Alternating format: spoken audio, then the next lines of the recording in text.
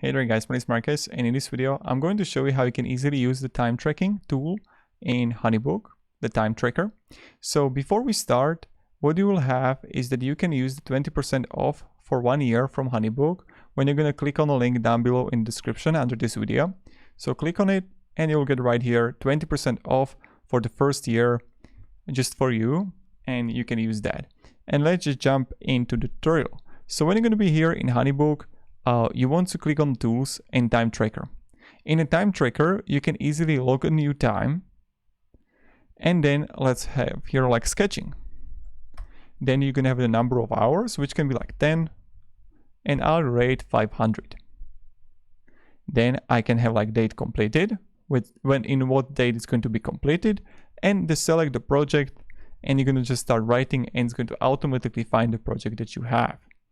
So you can make it billable or not billable at all. Based on that, you can easily create an invoice, and you're going to click Save Entry.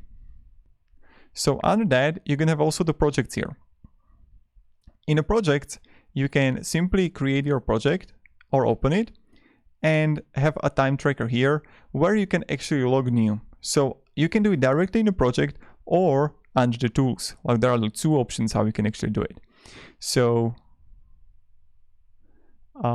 when you're going to click log new, you can easily add the same process right here. And this is how you can easily use the time tracker in Honeybook. Thank you very much guys for watching, and have a great day, and goodbye. See ya.